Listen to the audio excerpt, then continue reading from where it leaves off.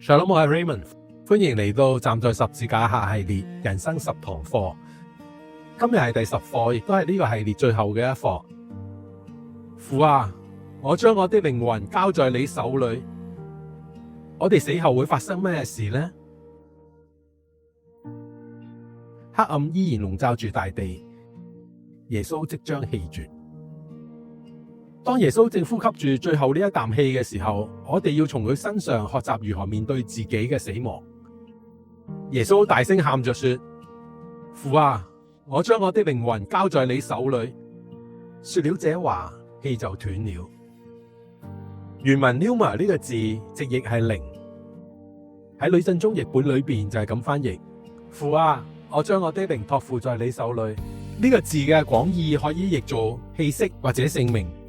耶穌最後嘅一句話係個禱告，所以當我哋嘅生命走到盡頭嘅時候，讓我哋記住呢一點：耶穌係喺同天父嘅禱告中死去嘅。呢個正係佢向來時刻都活喺同神嘅交通之中。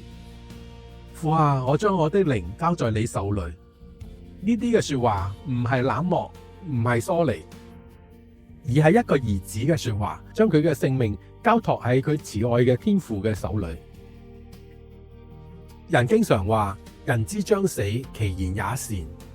呢個就係耶穌嘅肺腑之言，最真誠嘅告白。你嘅遺言又會係點嘅呢？耶穌離世嘅時候，同佢一貫嘅生活方式係同出一轍，完全嘅信賴，完全嘅信服，一直與佢嘅天父緊密地相交。耶穌最後嘅一句話係來自詩篇31篇5節：我將我的靈魂交在你手裏。亞維誠實的神啊，你救贖了我。呢個詩篇亦都係每個虔誠猶太人每晚都會誦讀嘅禱告經文。猶太母親喺孩子臨睡之前，亦都係會教佢誦讀呢一篇嘅禱文。喺希伯來文，靈魂呢個字亦都係同樣可以解釋做氣息或者生命、性命。喺新英語譯本 NET 聖經裏邊就係翻譯成為 life。喺佢嘅中文版裏邊就係翻譯成為性命。我將我嘅性命交在你手裏。而家耶穌喺臨終之際，亦都係用同樣嘅說話嚟禱告。佢將自己嘅一切交託喺天父亞維嘅手中。交託在你手中係一個強烈嘅信任同埋信服嘅境界。手象徵住保護同埋關懷，放在某個人嘅手中就係意味接受佢慈愛嘅照顧同埋掌管。約伯記12章10節亦都係咁講：凡活物的生命同埋人類嘅氣息都在他手中。呢度翻譯成為氣息嘅希伯來字就係同詩篇31章5節嘅靈魂係同一個字。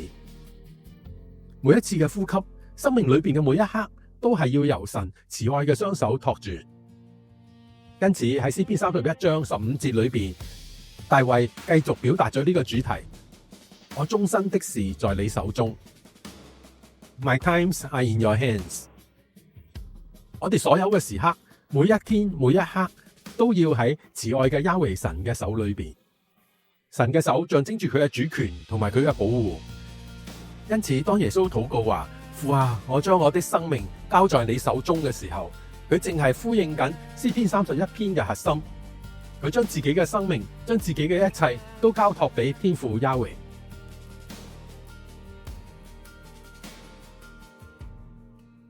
咁樣就引出每一個人都會時常問嘅問題：我哋死咗之後會發生咩事呢？聖經通常用睡眠嚟比喻死亡。我哋睇詩篇13篇第3節：亞維我的神啊，求你看顧我，應允我，使我眼目光明，免得我沉睡至死。當我哋死嘅時候，我哋又進入咗死亡嘅沉睡狀態裏邊。呢個係一種冇時間意識嘅沉睡，就好似我哋每晚瞓覺嘅時候冇時間嘅感覺一樣。死亡亦都係冇時間意識，但係有一個希望，因為我哋瞓覺之後就會自然醒過嚟，所以喺死亡嘅沉睡裏邊，我哋唔會永遠嘅沉睡。聖經話俾我哋聽，我哋最終係會醒過來。但以理書12章2節，睡在塵埃中的，必有多人復醒，其中有得永生的，有受羞辱，永遠被憎惡的。喺呢度，死亡被描述為沉睡，但係呢個沉睡唔係終結，死人必將醒過來。喺呢度嘅醒過來，唔係僅僅指你擘大雙眼，而係死人會被神親自召喚復活。當佢哋復活嘅時候，佢哋將會站喺亞維神嘅面前，向神交代佢哋一生嘅所作所為。嗰時，神嘅審判會有兩種結果。有啲人得永生，得到一個新嘅身體，可以活喺神永恆嘅國度裏邊。另外有一啲人會受羞辱，永遠被憎惡。呢個就係佢一生背離神嘅悲慘後果。死亡唔係最後嘅終結，總有一日死人會被喚醒，從塵土裏邊被召喚，一一嘅站喺神嘅面前。希伯來書9章27節，按着定命，人人都有一死，死後且有審判。我哋每一個人都必然會死，死後會進入死亡嘅沉睡，然後我哋就等待被喚醒，接受審判。耶穌自己喺約翰福音5章28至29節裏邊證實咗呢一個教導：你們不要把這事看作稀奇，時候要到，凡在墳墓裏的都要聽見他的聲音就出來，行善的復活得生，作惡的復活定罪。死人就係嗰啲喺墳墓裏邊嘅人，會聽到神嘅聲音，並且走出嚟。請大家留意，我將呢啲嘅詞字標為綠色，係因為同但以理書12章2節所描述嘅係相同嘅概念。死人將復醒，蘇醒過嚟。死人點樣可以蘇醒過嚟呢？佢哋係被神召喚出嚟，佢哋聽見神嘅聲音，佢哋走出嚟。耶穌稱此為復活。我再次強調，人死後會有兩種嘅結果：行善嘅復活得永生，作惡嘅復活定罪。喺但以理中亦都係描述咗同樣嘅呢兩個結果。有啲人得永生，有啲人永遠被憎惡。咁樣就簡單咁概括咗我哋死後要發生嘅事。首先，我哋死後會進入死亡嘅沉睡，跟住我哋都喺度等待復活，被神召喚，被神喚醒，等聽見神嘅聲音，然後從死裏邊復活。然後第三點，審判隨之而來。你係一個公義嘅人，你將會獲得永生；你作了惡，咁你就永遠被憎惡。聖經仲話俾我哋聽，耶穌死嘅時候，仲發生咗另一樣好極具意義嘅事，地也震動，磐石也崩裂。喺整本聖經裏邊，每當神介入人類歷史嘅時候，經常係會發生地震嘅。喺西乃山亞維降臨嘅時候，遍山大大嘅震動。出埃及記19章18節。而家喺各各他亦都係同樣嘅發生地震。喺呢一刻，耶路撒冷嘅聖殿裏邊仲發生咗另外一件更重大嘅事，就係聖殿嘅幔子，嗰一幅將人同埋至聖所隔開嘅巨大嘅幔子裂開成為兩半。呢個幔子係用藍色、紫色同埋朱紅色嘅線織成嘅，係用細麻線編織喺一齊。幔子上邊繡住基路伯。呢一幅嘅幔子非常嘅巨大，根據猶太人文獻記載，佢高60英尺，厚4寸。世代以嚟，呢個幔子將聖所同埋至聖所隔開。至聖所裏邊放住約櫃同埋施恩座，只有大祭司至能夠喺贖罪日1年1次進入至聖所。佢嘅手捧住有祭牲血嘅碗嚟到施恩座前，喺嗰度就係神同在嘅地點。幔子時時刻刻咁提醒住人，亞維聖潔嘅同在同埋罪人之間存在着一道嘅屏障。而家幔子裂成兩半，從上到下。呢個唔係人手所做嘅，因為如果係人手做嘅，係會由下至上嘅撕裂。呢個係神嘅作為，呢個係亞維對佢兒子嘅死嘅回應。藉着耶穌嘅死，通往亞維面前嘅道路敞開咗。幔子嘅裂開改變咗一切。而家藉着耶穌，我哋可以進入至聖所。希伯來書10章19至20節亦都係咁樣解釋。弟兄們，我們既因耶穌的血得以坦然進入至聖所，是藉着他給我們開了一條又新又活的路，從幔子經過。這幔子就是他的身體。我哋能夠進入至聖所，我哋可以進去。哇！呢個係何等大嘅特權！舊約嘅時候，人從來冇呢種嘅特權。佢哋可以向至聖所禱告，但係絕對唔能夠進入。而家呢個特權賜俾所有喺新約裏邊嘅人，我哋唔單止可以進入至聖所，而且唔係一年一次，而係常常可以進入。可惜嘅係，好多基督徒從來未入過至聖所，連一次都冇。進入至聖所唔係簡單咁禱告幾句說話，而係直接嘅嚟到神嘅面前，係喺亞維天上寶座嘅前面去親近佢，進入佢嘅同在。好多基督徒努力咁禱告，但係從來冇進入去至聖所。進入至聖所就係同神相交，以純一嘅心走到亞維神嘅面前，進入佢榮耀嘅居所，我哋與佢永遠嘅同在。一旦你進入其中，一切都將會改變。你曾經入過至聖所嗎？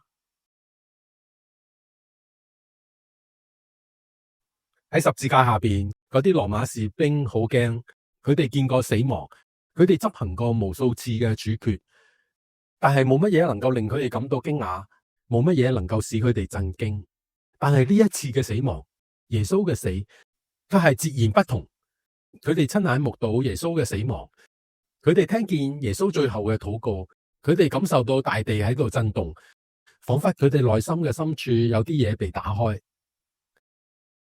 一個百夫長走上前讚美神，佢仰望耶穌，敬畏地咁講：這真是個義人。路加福音23章47節。即使係鐵石心腸嘅士兵，亦都認出耶穌嘅死係幾咁嘅神聖。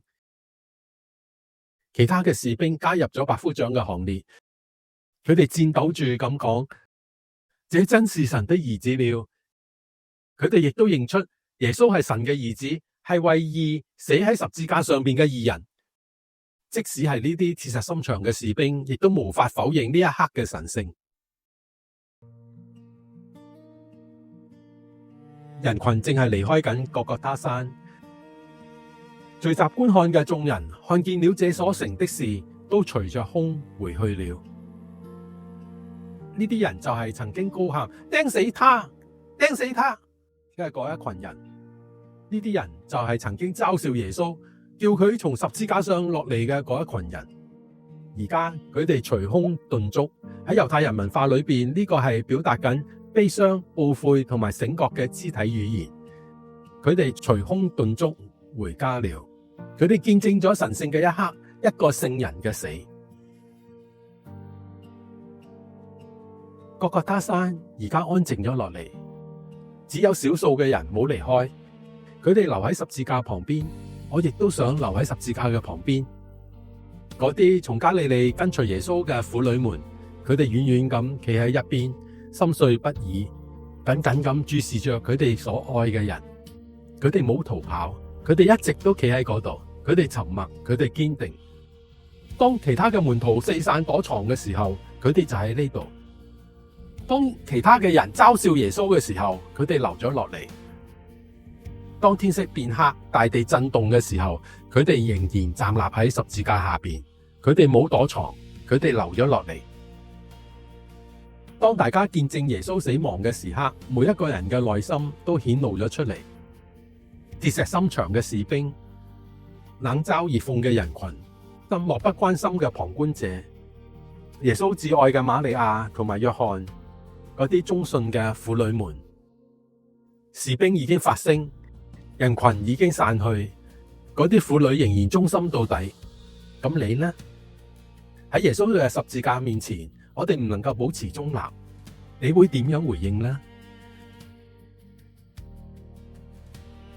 耶穌嘅性命並冇喺十字架上面結束，死亡唔係終點，耶穌等待緊天父使佢復活。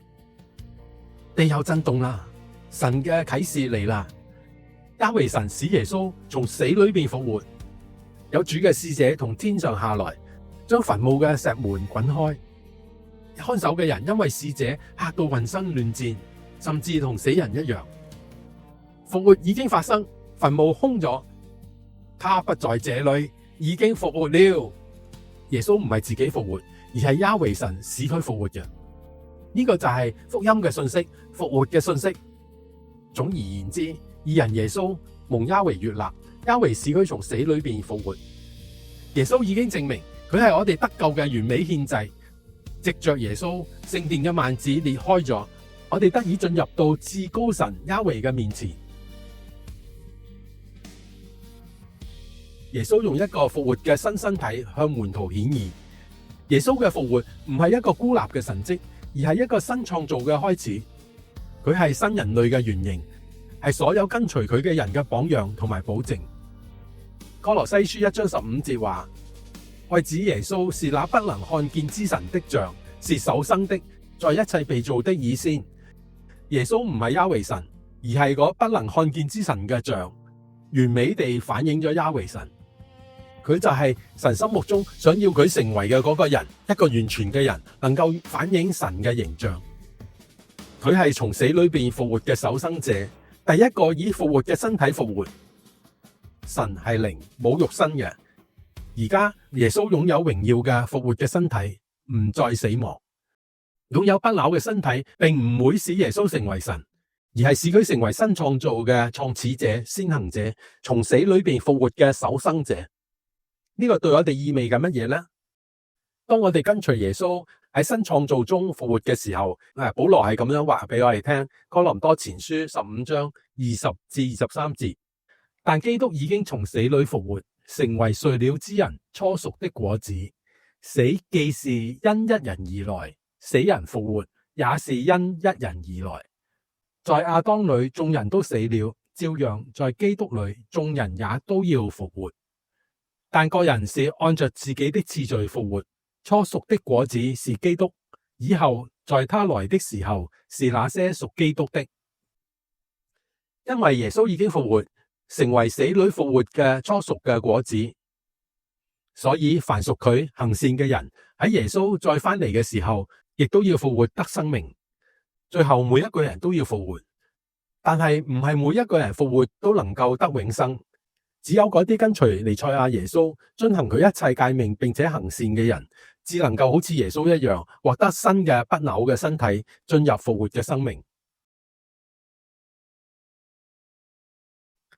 每個墳墓都要敞開，每個生命都要站喺審判台嘅前面，每個人都要聽見神嘅聲音，每個人都要復活。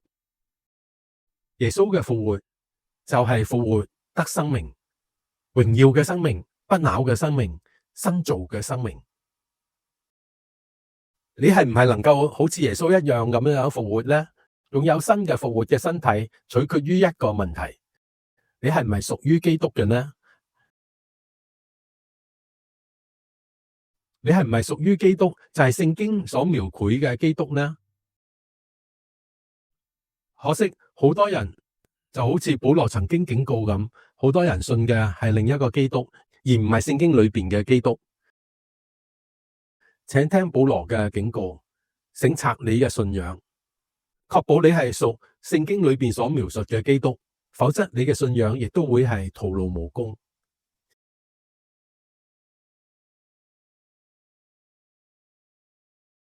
因此喺我哋結束呢個系列，站在十字架下，問題唔再係耶穌做咗啲乜嘢，而係你要點樣同耶穌同行呢？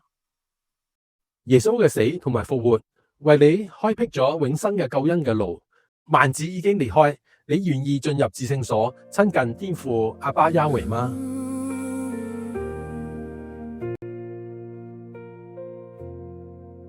？Standing at the cross,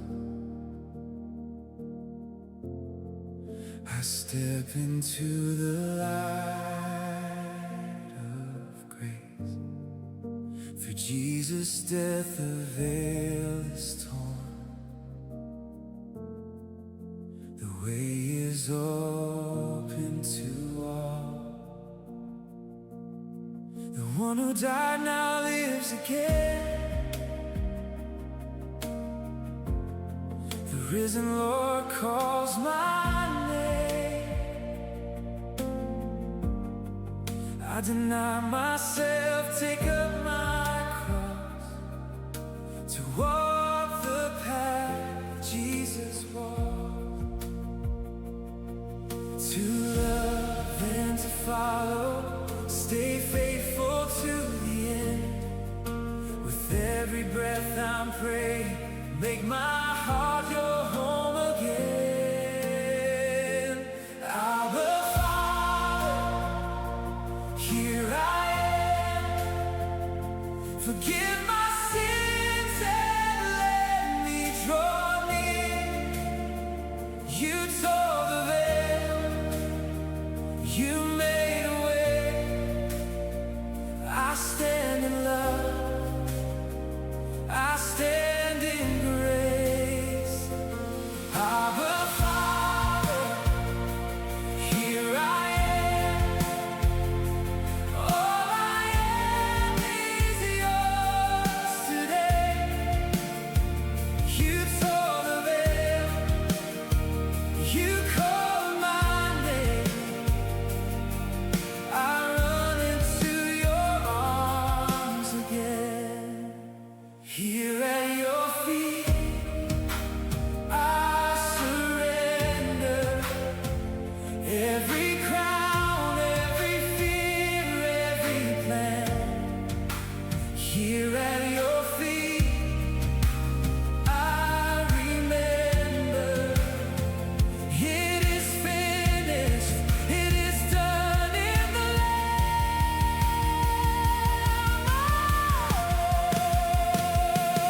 Abba Father, here I am.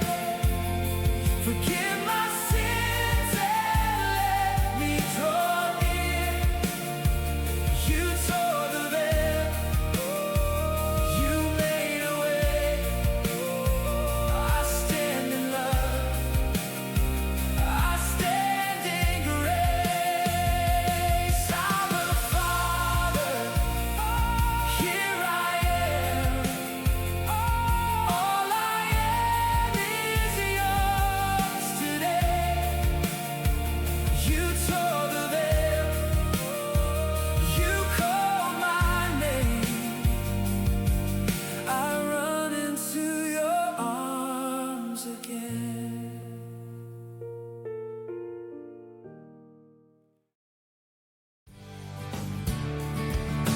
Shalom，感謝你同我一同踏上呢10日嘅十字架之旅。